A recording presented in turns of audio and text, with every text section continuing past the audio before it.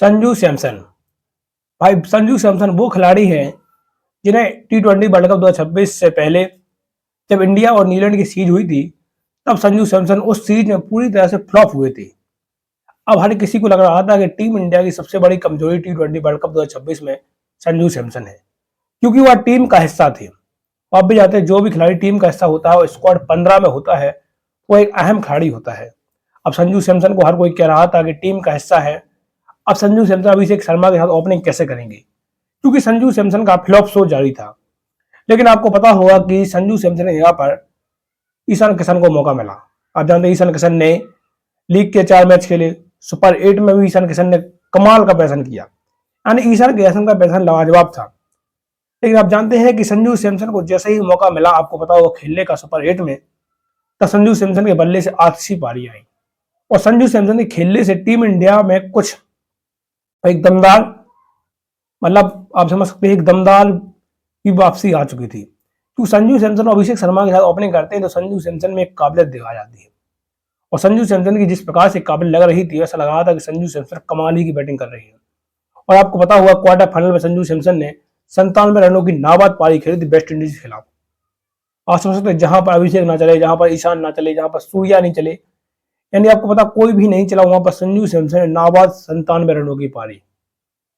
भले ही वो अपने शतक से चूक गए थे, लेकिन आप भी जानते हैं नाबाद 97 रनों की पारी खेलना कमाल लाजवाब है संजू सैमसन। लेकिन आप जानते हैं इससे अहम पारी थी, आपको पता हुआ कि इंग्लैंड के खिलाफ सेमीफाइनल के मुकाबले में, आपको पता हुआ कि जहां अभिषेक शर्मा 9 रन बनाकर आउट हो चुके थे, और सेमीफाइनल का बड़ा मुकाबला तो ईशान किशन और संजू सैमसन दोनों ने ही धमाकेदार पारी खेली।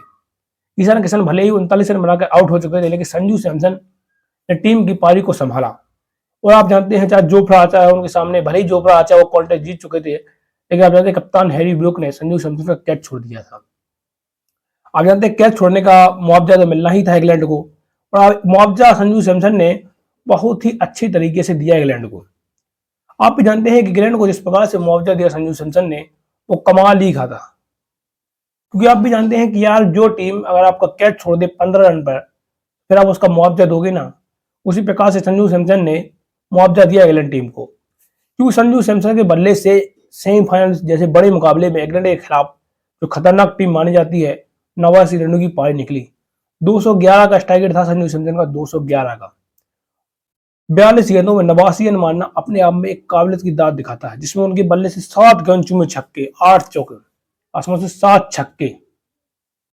कोई मानेगा कि 7 छक्के लगा दे 89 रनों की पारी में, 8 चौके, यानी 7 छंग 42, अब 4 32, यानी अब छक्कों चौकों की रन ही संजू सैमसन के हैं। सिंगल डबल तो बहुत ही कम लिए हैं संजू सैमसन ने। और जिस प्रकार से संजू सैमसन ने सेमीफाइनल जैसे बड़े मुकाबले में खेला है, वो उनकी काबिलियत दिखाता है। वो बताता है कि संजू सैमसन बड़े मैचों के खिलाड़ी हैं। भले आपको T20 सीरीजों में संजू सैमसन का बल्ला नहीं बोला है, लेकिन जब बात आती है बड़े मैचों की, चाहे T20 वर्ल्ड कप 2026 में, चाहे क्वार्टर फाइनल हो, चाहे सेमीफाइनल हो, वहां संजू सैमसन खड़े रहते हैं। पहले एक बार कहते थे कि जिस पर मैटर बड़े होते हैं वहां विराट कोहली खड़े होते हैं, लेकिन इस वर्ल्ड कप में ऐसा लग रहा है कि जहां मैटर बड़े होते हैं वहां संजू सैमसन खड़े होते हैं। भाई संजू सैमसन की काबिलियत की दाद देते हैं, और संजू ने जिस प्रकार से खेला है, कमाल का ही खेला है। इसी के साथ चैनल को लाइक करें, सब्सक्राइब करें, शेयर जरूर करें, कमेंट में जरूर बताएं संजू सैमसन अहमदाबाद में न्यूजीलैंड के सामने कितने रन बनाएंगे फाइनल मुकाबले में।